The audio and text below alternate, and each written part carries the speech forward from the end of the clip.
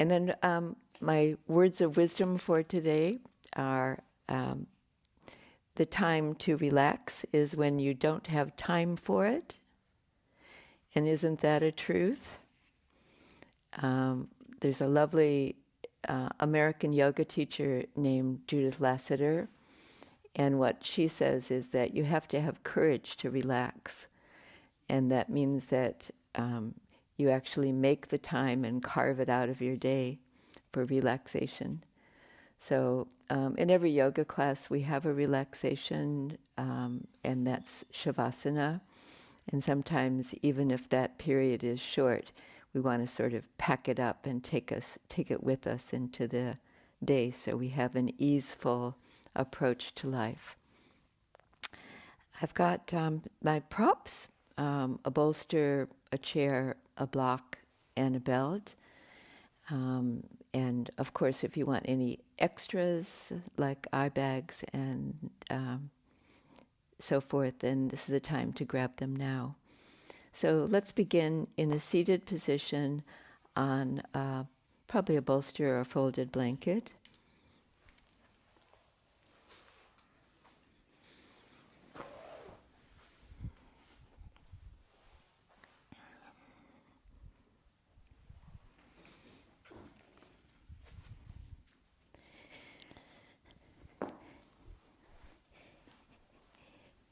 And do what you need to do, a little rocking side to side. I'm sitting in cross-legged position, but you might find it better to sit in kneeling position with some height underneath your hips.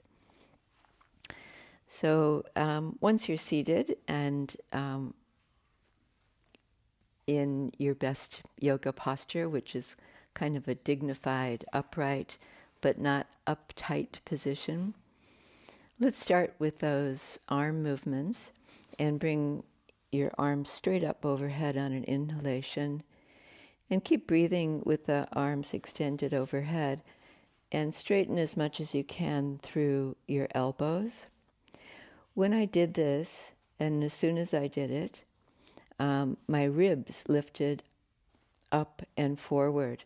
So let's do that again, and with a idea of keeping the sternum connected with the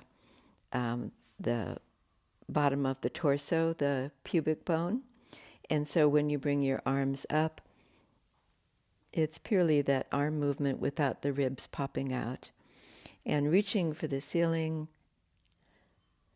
from the outer shoulder blades, so incorporating the outer shoulder blades. And then in using the breath, we'll bring the elbows back a little bit on an exhalation, exhaling and bring the elbows back, inhaling, bringing them forward, exhale, moving them back, inhale, slightly forward, and then just a few more of those, and then really feeling the support through the upper part of the back. Beautiful. And then bring your arms all the way down and resting and shoulders down. Let's take a sideways movement now, and that will incorporate arm and shoulder blade again. Just lean out to the right side and support yourself onto your right hand. Bring your left arm up and straight up, and then tuck your shoulders down. And in that lean out, just flex the right elbow a little bit and stretch out to that right side. Inhale your way up, and then let's go left. The arm comes straight up first, and as much as you would like to lean out to that side, recognizing any limits and keeping the flow of the breath. And inhale back up. With your hands onto your legs, just change the cross of your legs if you're in cross-legged position, and then readjust your seat on your platform that you're sitting on. And let's go binding your hands and turning your hands inside out. So Urdhva Hastasana with your hands bound. Inhale, bring your arms up. And let's try that again to emphasize the breathing. And exhale, arms come back a little bit through the elbows. Not so much through the hands, but more through the elbows. Keep the diaphragm ribs relaxed so that they just sit neatly, comfortably down towards the abdomen. And third time or fourth time, whatever you're up to, and then releasing down. Change the interlock of your hands. Let's go once more, pressing your hands out, giving your wrists a good stretch, and up you come. And with the breath, exhale, exhale, exhale. Good. And then release. And once your arms are down, extend out your legs. Give your knees a nice stretch with the quadriceps helping, drawing up towards the thighs. And we're ready to come all the way up into a standing position. Grab your belt.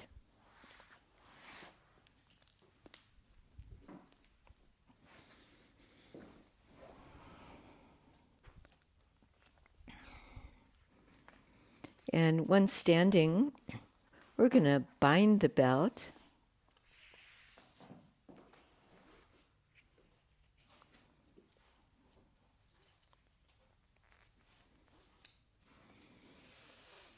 With a loop that allows for shoulder width distance.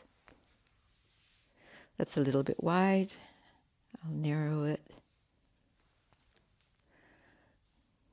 Good. And then let me show you this adjustment for your front ribs.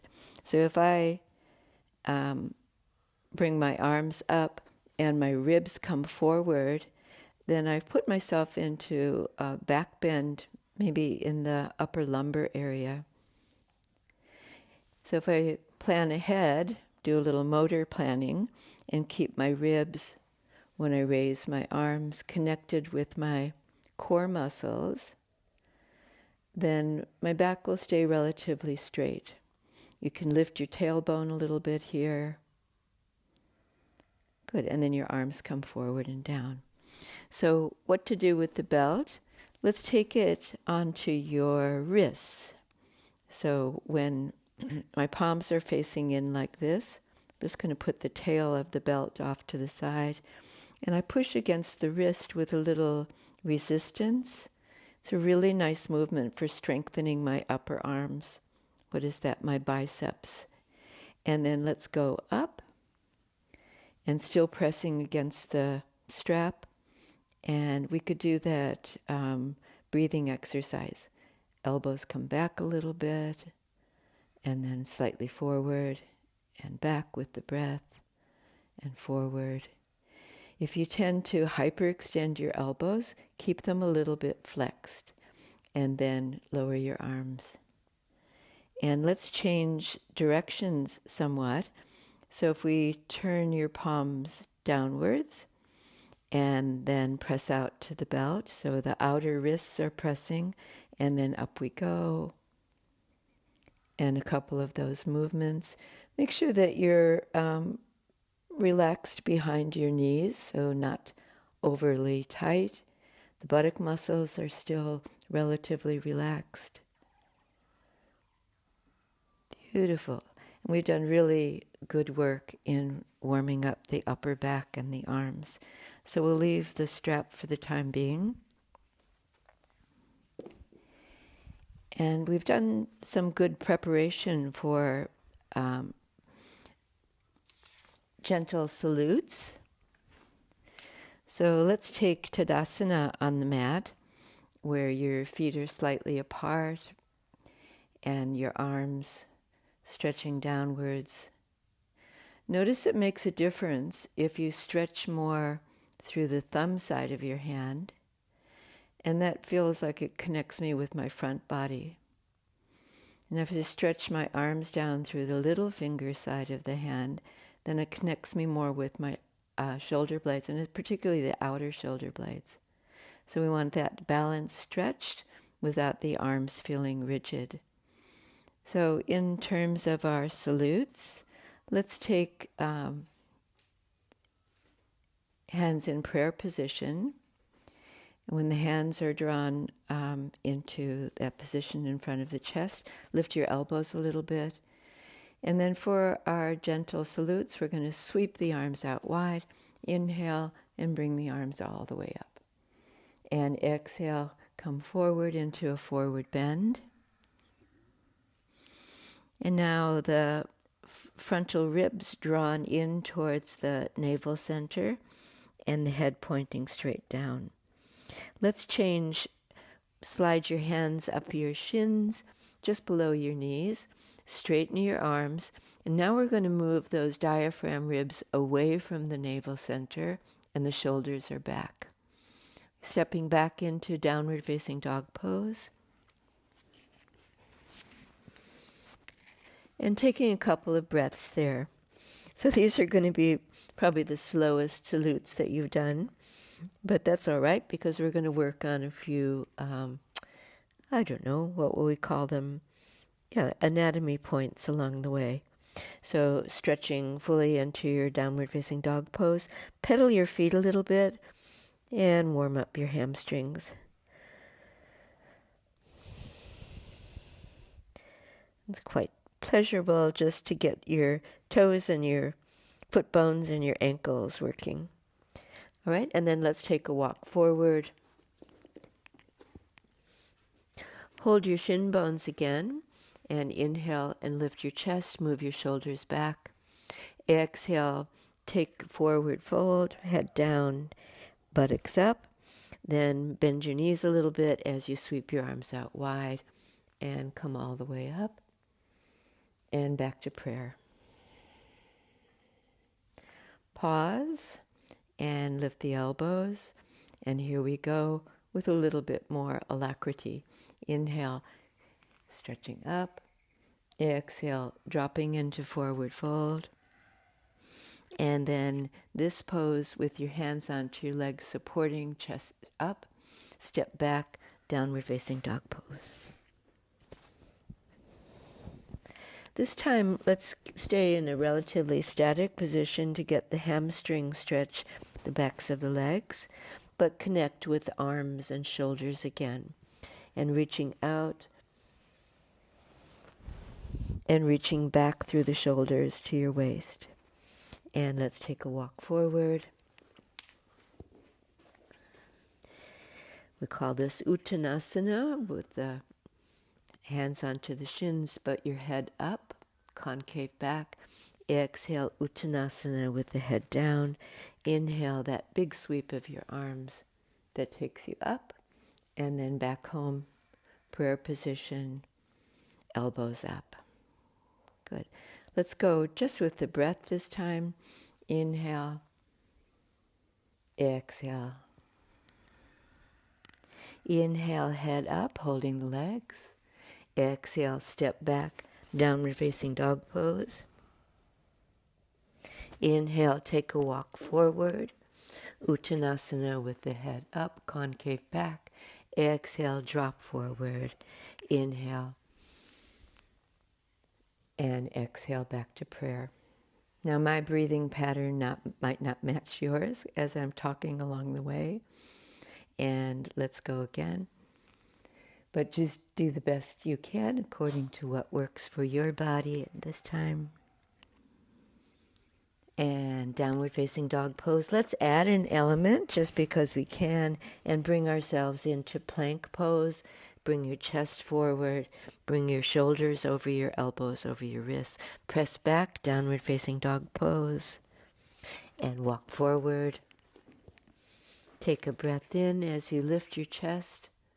Exhale. Squeezing the abdomen slightly. Inhale. And exhale back to prayer. Let's add one more element this time. Inhale, reaching. Exhale, folding forward. Inhale, reaching your chest forward, tailbone up. Step back, down dog. Inhale to plank. Drop your knees to the floor And we're going to come into a gentle version of Cobra pose. So lower down, so your body is in a prone position on your mat. Bring your elbows in, lift your chest. And we're doing a very small Cobra, push back, downward facing dog pose. That's your exhalation. Take a walk forward. Inhale, head up. Exhale, head down. Inhale, back to home and prayer position and elbows up. Let's go one more round, introducing that little back bend along the way. The breath is what's important here.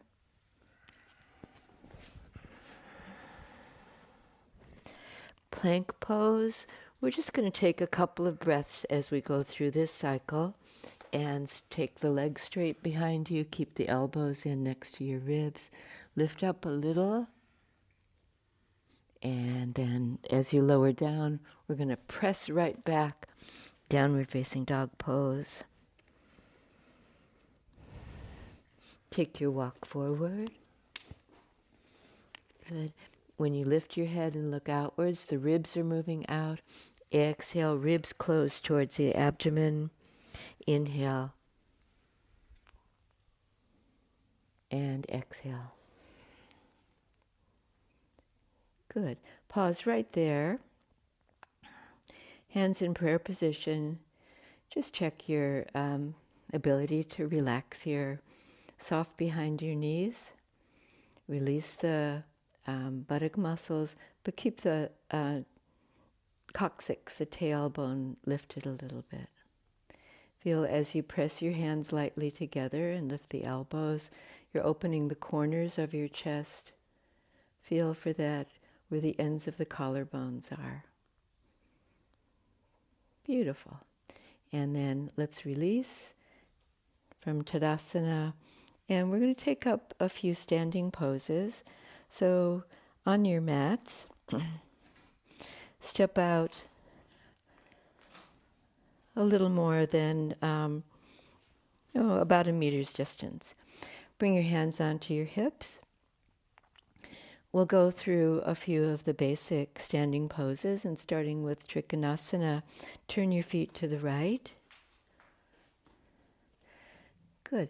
And then in that middle position that you're in, adjust so that your shoulders are still facing the long end of the mat. And then raise your arms to chest height. Extend out to the tips of your fingers.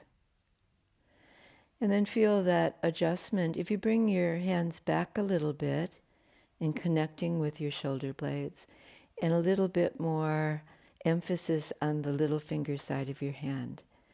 Feel that connection with your outer shoulder blades. And then let's go right, and that lateral movement right, and right hand down, and left arm straight up towards the ceiling. If you're still warming up your shoulders, then you could keep your right hand onto your right hip. Just read your body. And in that lateral movement to the right, instead of looking down, lift your chest, lift your chin. See if you can look out towards the camera and feel the arms in a vertical stretch away from each other. One breath brings you up and all the way up, and feet center and feet left. Good. Pause right there. Connect arms, shoulders. Once again, shoulder blades, little finger side of your hand stretching. And then as we go left and reach out left, and you find where your resistance comes in, and then just merely drop your left hand beneath your left shoulder, and your right arm is above the left. And then pausing and feeling that connection, arms with the shoulder joint. The upper arms sit neatly into the shoulder joint, and that gives them strength. Let's draw all the way up, and arms wide. Turn your feet to center and step all the way back in.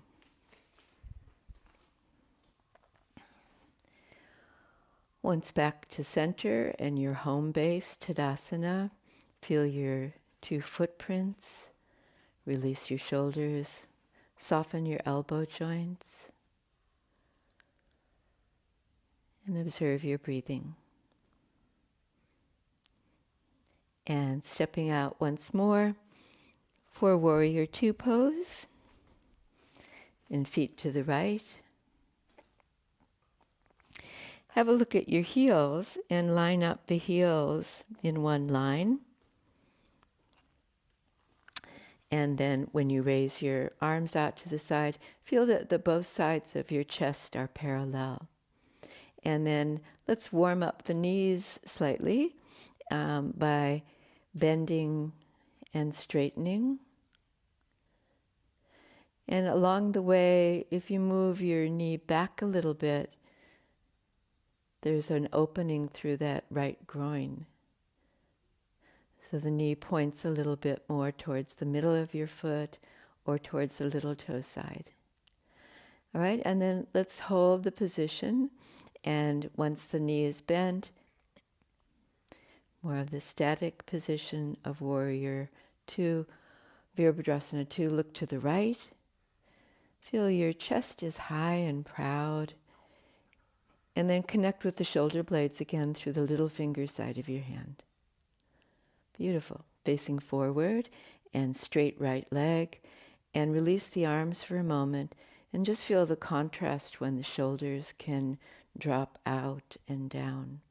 And feet to the left. But your chest is facing directly forward. Re-stretch your arms. And let's do that nice gliding movement for the knee joint. So a movement that is without sharp edges, just sliding the knee back and forth. Good. And then let's stay with the left knee directly over the left ankle. And this time rotate your head and look along the relatively straight left arm. And then just as a check, look back towards your right arm and see if it's on the same height and in the same plane. And adjust accordingly if you wish. And then looking back to the left side, good. And connecting the upper arms into the shoulder joint. Feel them strong. Look straight forward, straight left leg, lower your arms, turn your feet back into center, and step all the way in. Tadasana. Allow Tadasana position for helping you consolidate.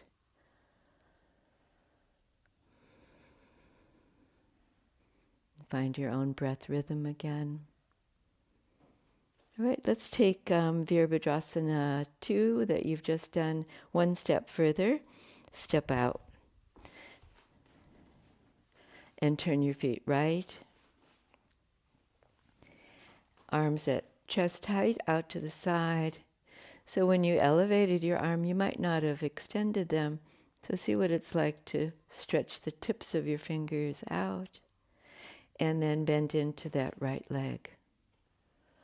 Let's take Parsva Konasana. That's a good way to explore your shoulder blades. Bring your left hand onto your left hip. Flex your right elbow and rest your elbow just above your knee. I've rotated my arm so my palm is upwards, and then draw your shoulders back. Feel there's a reach through your left leg from hip to heel that stabilizes you in your pose, and then bring your left arm up. Good. Connect arm to shoulder joint, left arm. Then turn your palm towards the right side. And as you extend your left arm overhead or over your left ear, feel that connection still into your arm. And see if you can lengthen a little bit more through the little finger side of your hand and the outer shoulder blade. Good. Come up with your breath, and one breath can bring you up. Inhale. Straightening the right leg and turning your feet to the left. Good. Check your, what we call your alignment, so your heels are in a line. Left hand, left hip. Right hand, right hip. Bend your left leg, bend your left elbow. Take a little resting position, elbow onto your knee, above your knee, palm is upwards. And then see if you can square your chest a little bit more by bringing that, your bent elbow back a little bit, your right shoulder back. Good. And then from there, extend up your right arm. Beautiful. Turn your palm towards the left side. And if you're ready to move into the extended position, create a reach through your right arm. But that upper arm, right arm, sits neatly into your shoulder. And reach back into your right leg. And let your arms windmill up. Inhale. And turn your feet to the center, straight left leg, and step in. Good. Beautifully done. And taking the time for ourselves in Tadasana, home base.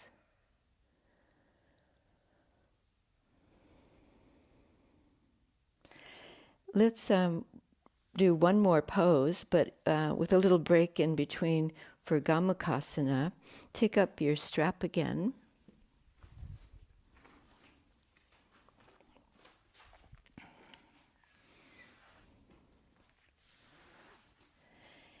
And I may need this, I may not.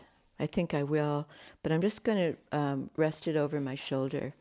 So I've got it handy. I don't have to go looking for it. And then from your stance with your feet slightly apart, bring your right arm up and reach that arm up.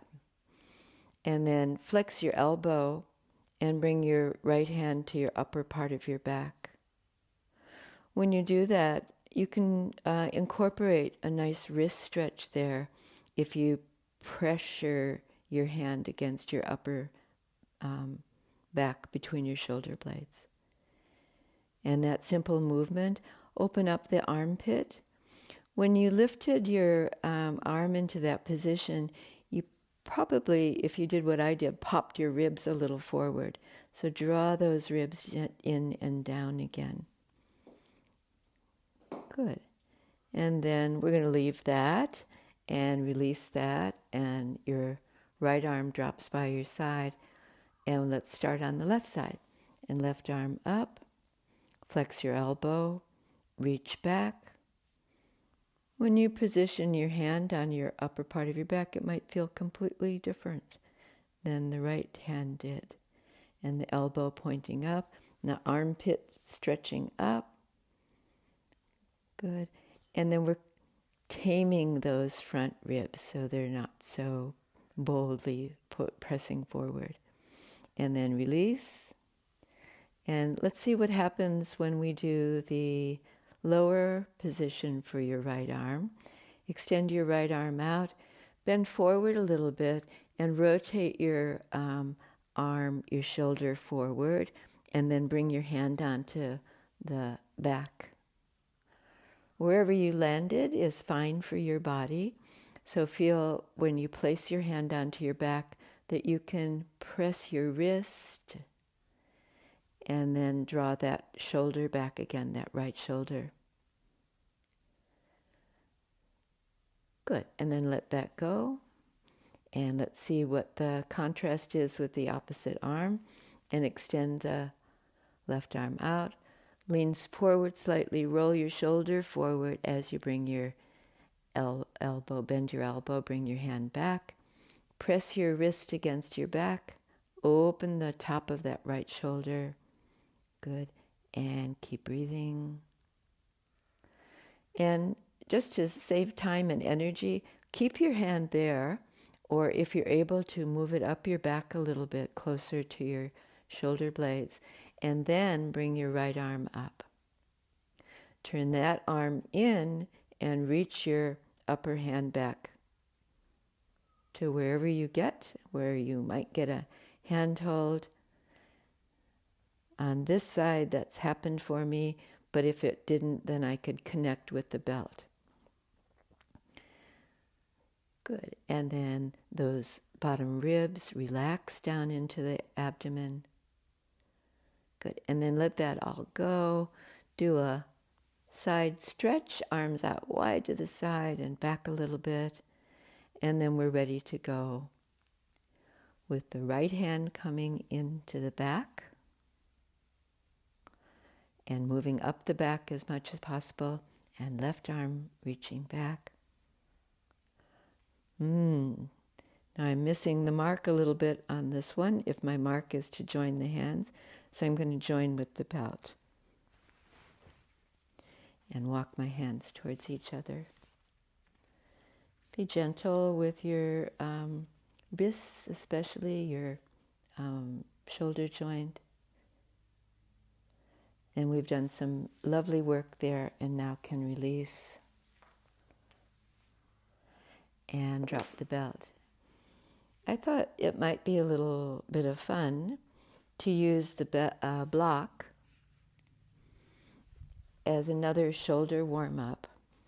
So take up your block, your yoga block.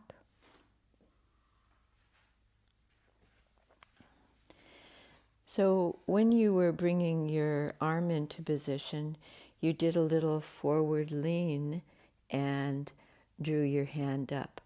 So that movement can be incorporated in, I think, something that's called the waiter arm. So if you take your block and place it on the flat of your palm, and then you do what you did in Gomukhasana and do a little lean forward, and then rotate and bring your hand back behind you, you've gone through a range of movement that rotates the shoulder. And it's a nice movement. And why it's called waiter arm is there's the waiter putting his hand out for a tip. He wants to pocket that tip so he doesn't lose his coins. And then he's ready to ask for another handout. Good. Let's try the other side. And one side, I almost guarantee you, will be different than the other. So that slight bend forward and rotating to bring the hand back behind the line of the body and forward again, and back and forward.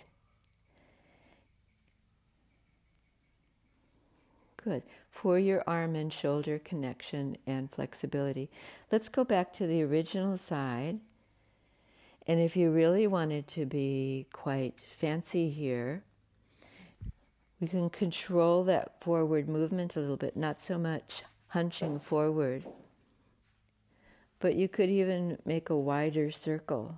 I don't know, something creative there.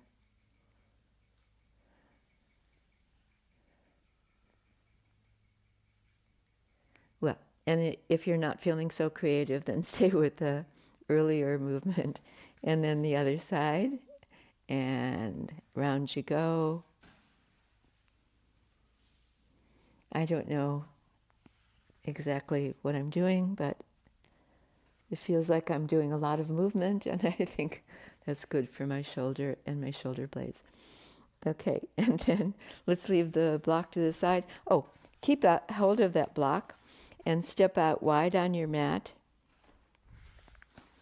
When I say that, it usually brings up the idea of Prasarita Padattanasana, the wide leg forward fold position, and we're going to use the block for help with that.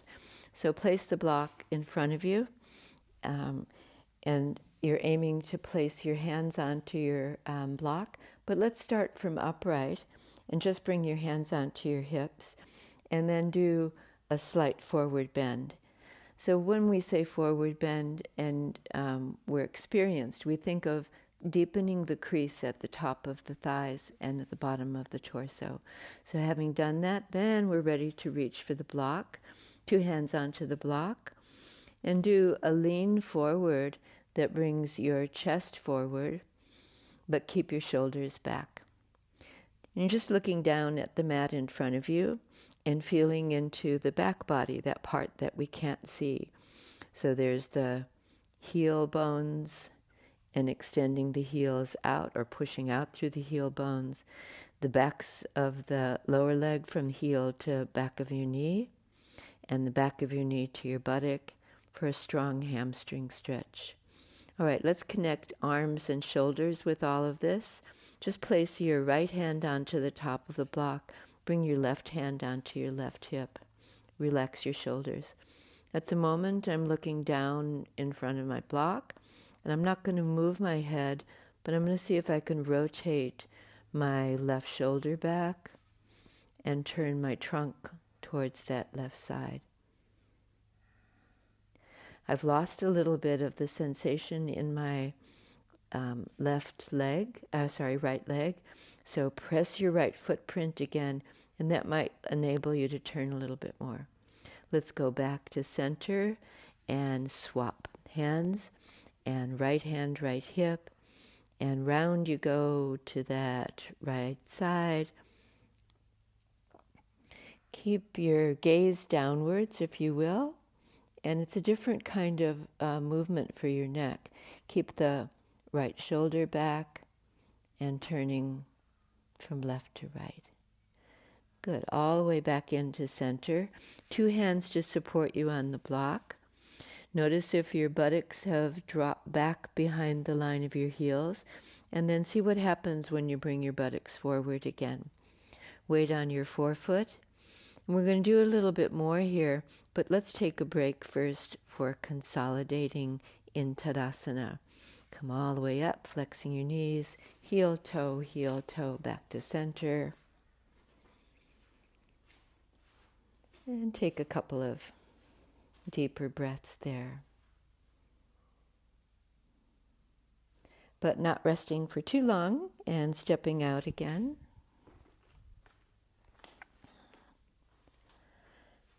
Folding forward from the tops of the thighs, take up your block position. And for this round, if that block feels like, oh, I want to go one step further, then you might take your hands all the way down onto your mat. And nevertheless, you're still supporting yourself just onto your left hand, which is in a direct line underneath your chest. And then right hand, right hip, turn right, bring that right elbow back. This time I've turned my head too. Feel your left foot strong into the floor. And then if you wish and you want to go one step farther in that arm stretch, then take your right arm overhead. Beautiful. And then looking down first, lower that arm, swap, and now your right hand supporting onto the block or onto the floor, left hand, left hip, enjoying a rotation all around towards the left side. I hope you're enjoying it. And then connecting arm movement with this, draw your left shoulder back, draw your left elbow back, and then only slowly extend up your arm if your body's ready for that step. Can you connect the lower arm with your shoulder joint and with your right shoulder blade? Good. And then both hands down, and we're ready to move, and flexing your knees and drawing heel toe back to center and coming all the way up. Let's take resting Uttanasana. So with your feet hip width distance, fold your arms, hold your elbows, stretch up first, and then out and down.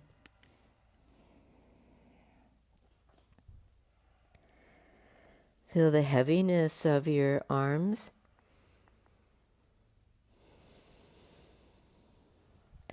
That allows you to release downwards that little bit more. Soften the back muscles. Lift your tailbone.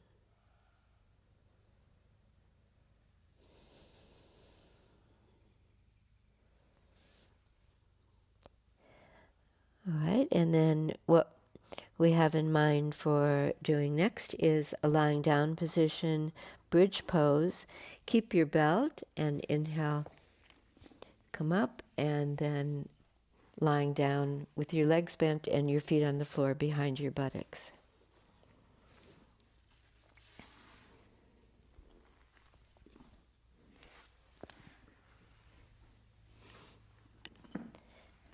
Now I'm finding it very pleasant just to lie down for a moment, and what you might do there is nuzzle your sacrum into the floor so you feel that base of your spine.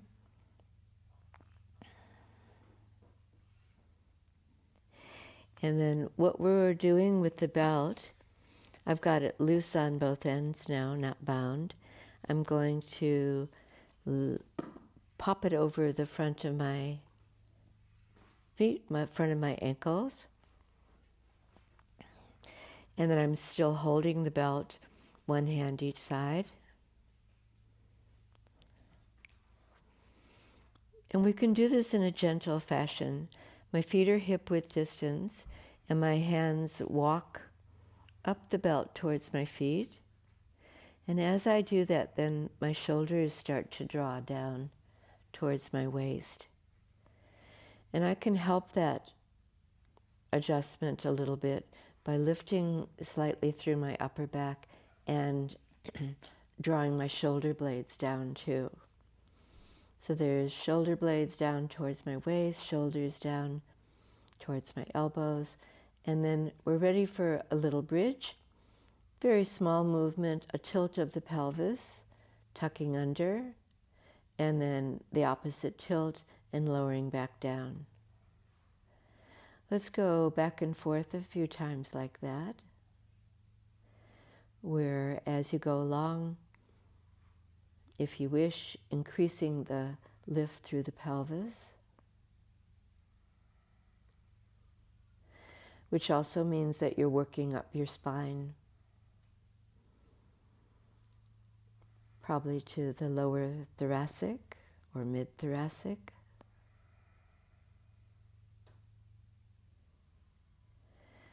And then the last time that you go up here, well, not quite the last time, but as you lift up, see if you can move your arms a little more underneath your body. So I'm going to rock a little bit shoulder to shoulder, bring the points of my shoulders down, hips are up, and the knees are tracking straight, neither right nor left. And then all the way down, coming down, articulating your spine until you get to the sacrum and the tail. Now let's do away with the belt. It's done its job. And keeping the tuck of the shoulders and the shoulder blades, let's press into the feet, strong feet, firm ankles, lifting up. And then let's bring arms overhead. As you bring your arms out beyond the head and onto the floor,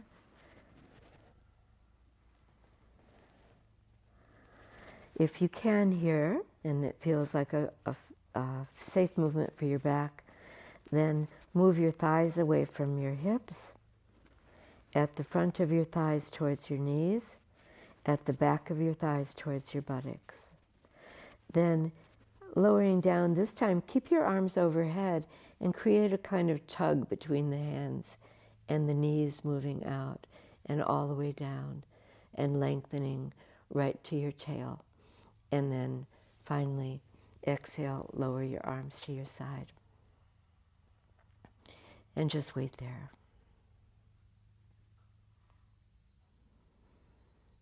All right, and then we'll move on. I want to do a back bending movement. We did something very gentle with Cobra Pose, and we're going to do this with Locust Pose, Shalabhasana. So turn your body face down.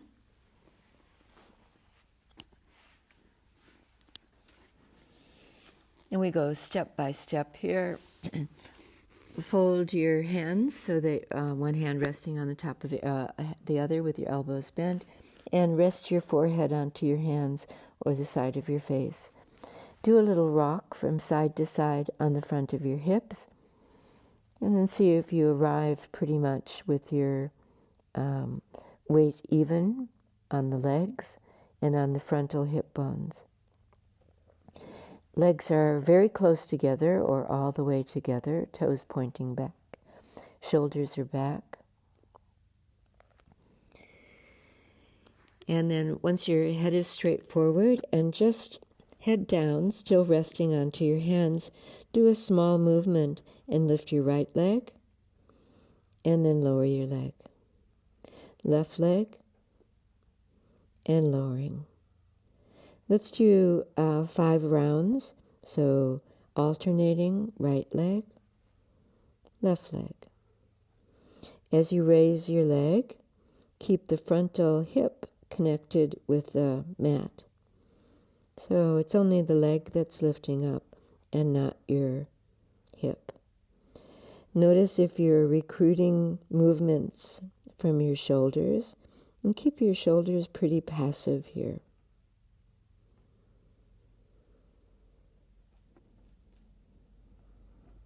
Lifting and lowering with your breath. And just warming up the lower part of your body for the locust pose.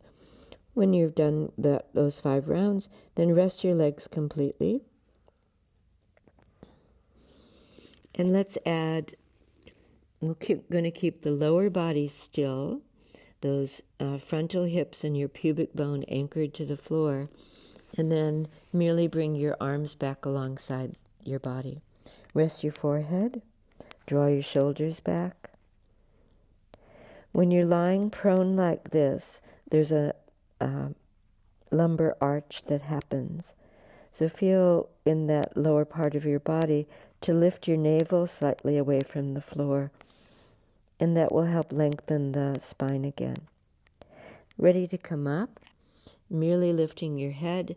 I'm still looking down, and then lifting the top of my chest, and then coming up as much or as little as I want at this time, just kind of testing the water. But if you're ready and pressing your top feet onto the floor, lift your arms as well. And see if lifting through your arms and connecting with your upper arms and your shoulders lets you lift your top chest a little bit more. And then back to ground and releasing down. Good. Do your hip rock again, so the buttocks have a chance to loosen once more. And back to the starting position, we're going to join those movements. So there's going to be a leg raise and lifting the head and shoulders and arms. If you know that your back is tender and that is a bridge too far for you, then just do the upper body movement and see if that's enough. And then let's start with the upper body. Head comes up and chest comes up and navel is still lifting up, and then finally the arms up. My arms are in palms down position, but they can also be palms up. And then see how you go to lift the legs as well off the floor and balanced on my pubic bone. And looking out. And then one more breath and coming all the way down and folding your arms in and resting your head onto your hands.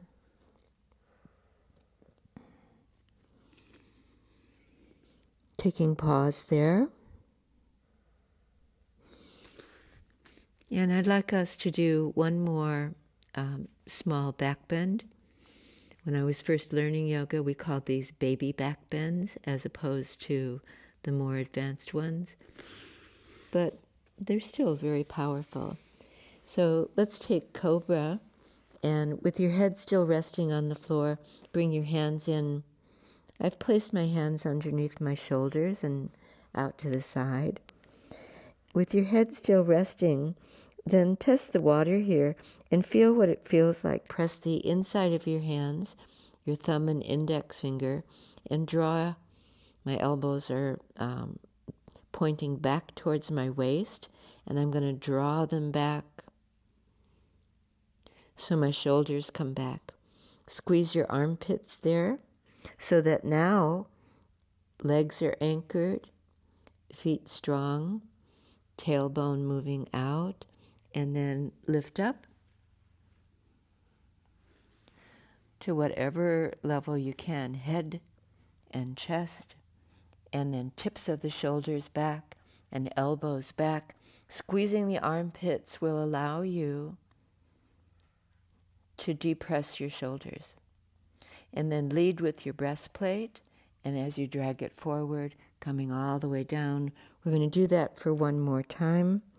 Rest your forehead, relax your shoulders, relax your buttock muscles, and then tone those buttocks, stretch back through your legs, anchor your feet, and start to come up a little bit at a time until your head is lifted, the front of your chest, and just right down no further than the navel center or even the bottom ribs, elbows back, and then lower yourself back down.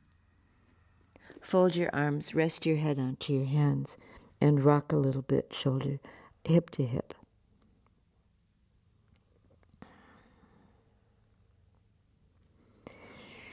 Let's do a releasing pose, lying on your back again.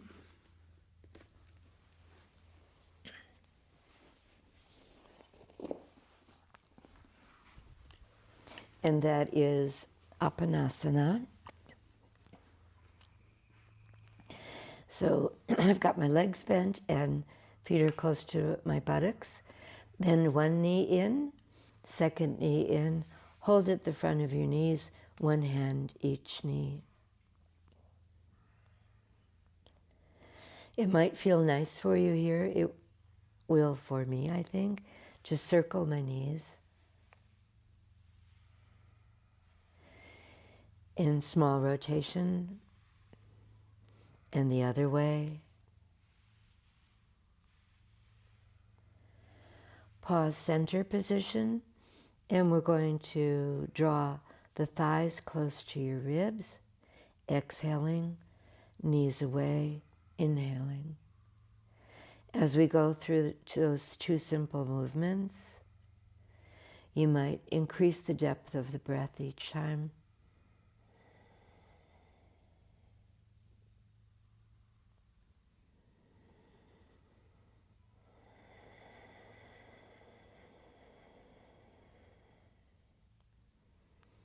Add one more element, which is even as you bring your knees in, keep the tailbone moving out away from you, or the buttock bones moving towards the floor. It's easy to do that when your buttock bones are, when your arms are straight and the knees are away. When you bring your knees in, it's a little more tricky to do that. And this feels really good for my lower back. Let's do a twist while we're here. So feet back on the floor. Step your feet apart. I'm going to go wide as my mat. And then with the arms at a little distance from my body, drop your knees to the right side and then to the left side. So it's a gentle waggle of the hips and the knees to the side. And then you might think about turning your head opposite.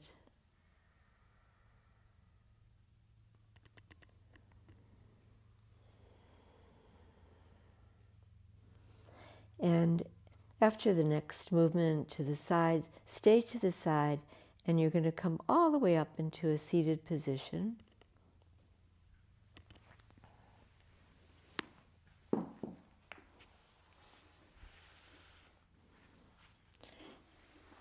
And I'll grab my bolster as we're going to do a seated twist.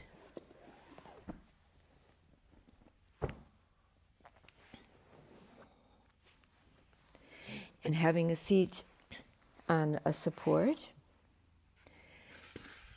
Once I sit up and I'm relatively short-statured and my arms are relatively short, I'm going to use a block behind me. That's for resting one hand on. So the pose is Matsyasana. Keep your left leg straight and bend your right leg in. My left leg's a little bit to the right side, and then step your right foot across to the outside of the left knee. Hugging clasped hands onto my right knee, and then sitting up, straight as I can. So you're well set up now for a rotation. Left hand holds the front of the right knee, right hand back onto your block. And without doing anything farther, then we've already turned head and chest.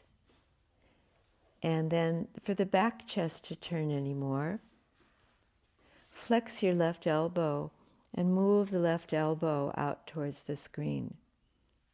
Feel that you're very much in the dorsal thoracic, that part of the back that we can't see. Feels nice for you. Look over that right shoulder. Beautiful. We're going to do this for a second round, so don't have to get in too deeply this time. Release. Straighten the right leg with the left leg, and then bend up the left leg.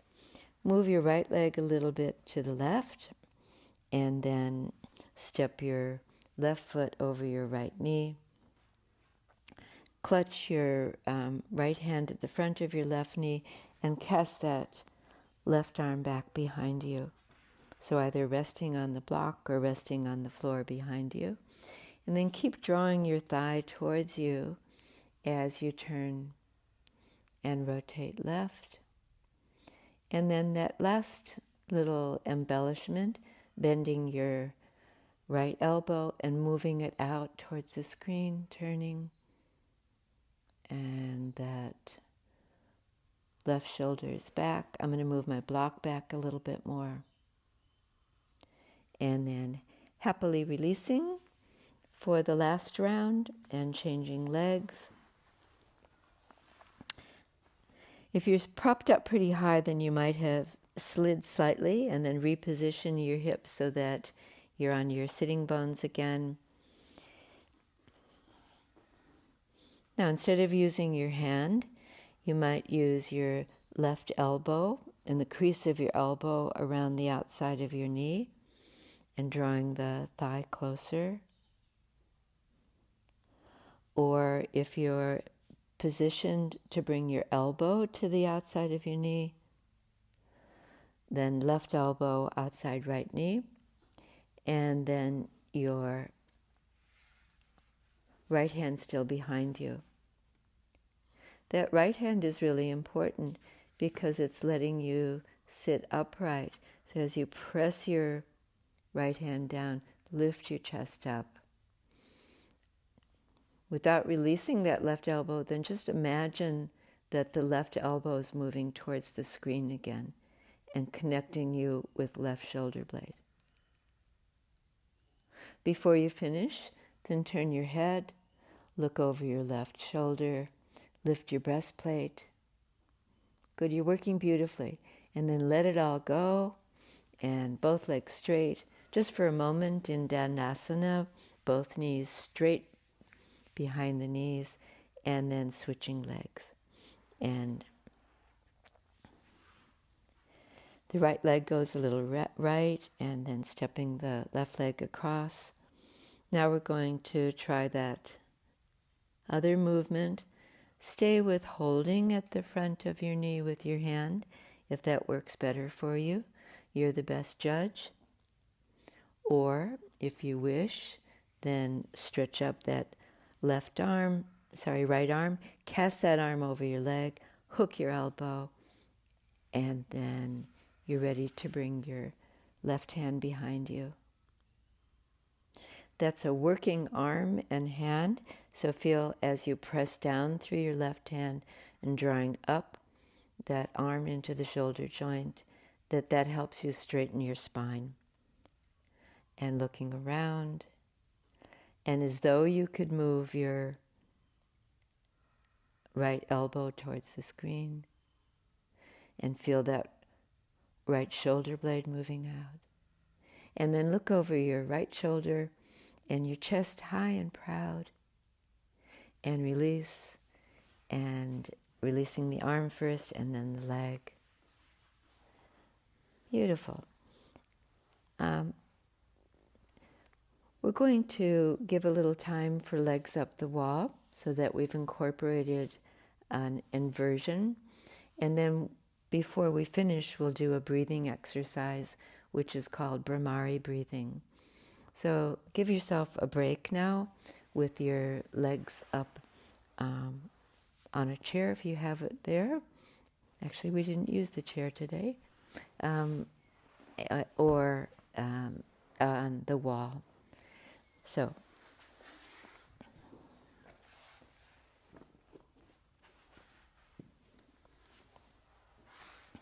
I'm going to do Viparita Karani, legs up the wall, without any elevation underneath my hips. But if you prefer, you could use your bolster to give you a little more height when you rest your buttocks onto the bolster. And then this part's pretty important. We all have different permutations of our spine. So just check as you're lying here that you are lying in a straight line, a relatively straight line, that your legs line up with the center of your pelvis, the pelvis in the center of your chest, and the head in the center of your shoulders. So you might want to lift your head and see whether you've gotten into that configuration. And then once you've done that, then find your favored position for your arms. I'm going to rest my hands onto the ribs at the bottom of my front chest.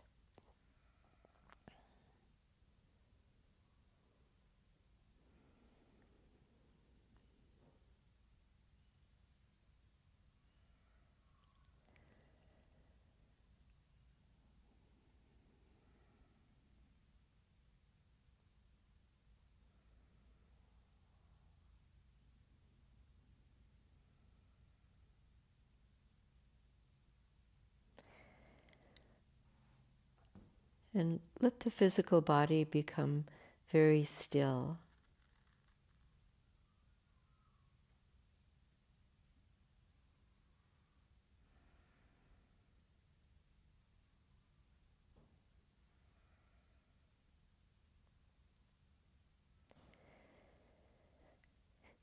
The body is never completely motionless because there are the various pulses, your heartbeat,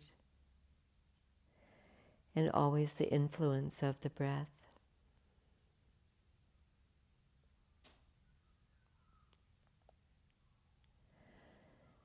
So now even allow the breath to be very quiet.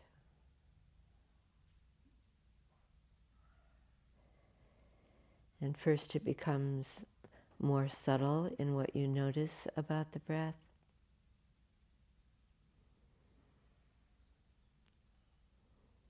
And then almost silent.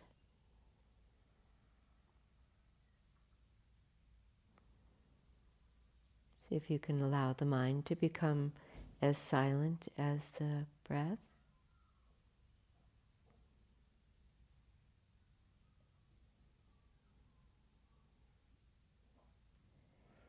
So in a way, the mind becomes more subtle as well.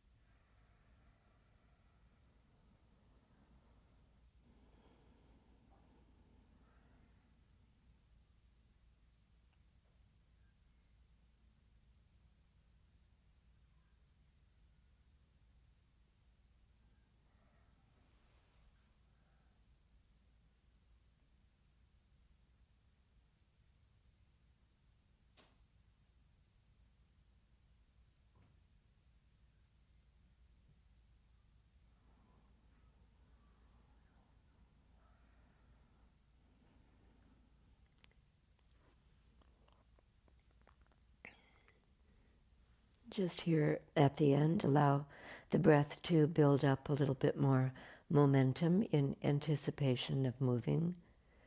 Not quite yet, though. Just feeling your breath. And so that when you're ready to move, you move with the breath and roll to one side, and with as much grace and graciousness as you can, coming up to sit again on your support.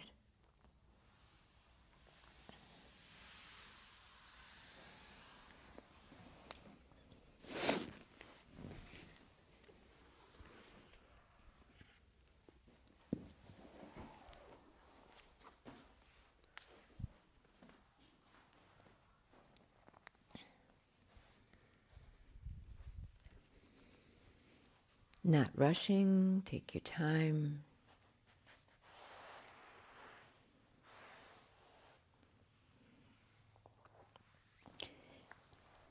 And most importantly, get comfortably seated.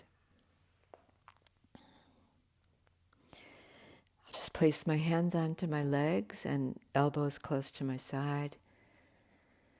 Crease of the elbows releases, relaxes.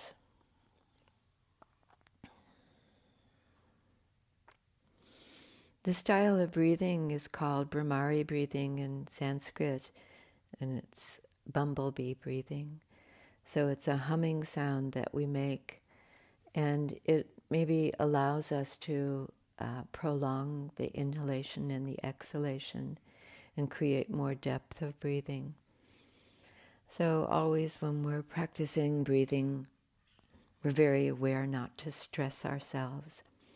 So never going to the utmost limits in breathing. So in the humming breath, the inhalation prepares you for a humming sound. You might want to do that with your eyes closed or your gaze downwards. And we'll do just 5 rounds. If you pitch the breath, notice that at which you've pitched your breath. So you might find that a higher pitch gives you a little bit more length of breathing. It does for me. So you can play around with that a little bit. So let's begin in our own time. Deep inhalation.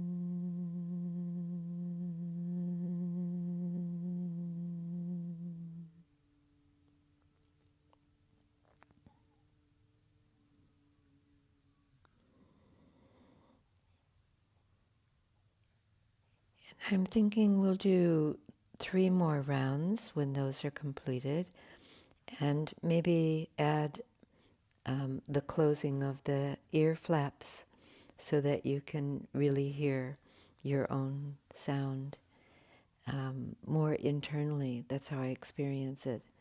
So let's try that with your index finger and just lightly closing your ears, otherwise you won't be able to hear me at the end, and doing 3 more rounds. So make sure that your face stays relaxed and your posture upright and comfortably upright. And here we go with an inhalation.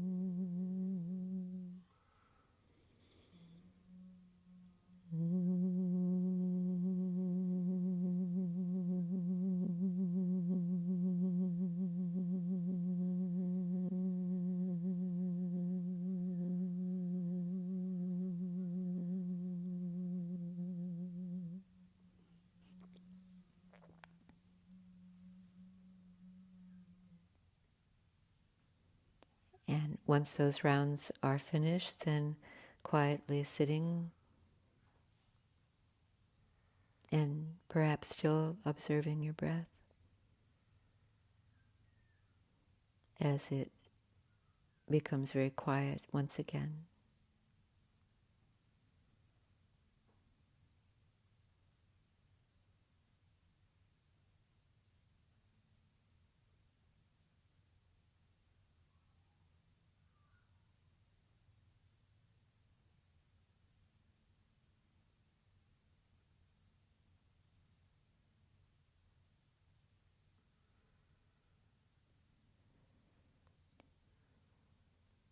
And then to complete our practice of today, bring your hands up in the traditional way, traditional greeting, placing the hands center chest. Feel where your thumbs rest on your breastplate to lift a little bit there, opening the heart center. And then feel your way into that heart center, the source of goodwill, goodness, in your essential being. In gratitude for being able to do the practice together. And then, as I was saying in the beginning, taking that out into the world. Namaste. Thank you.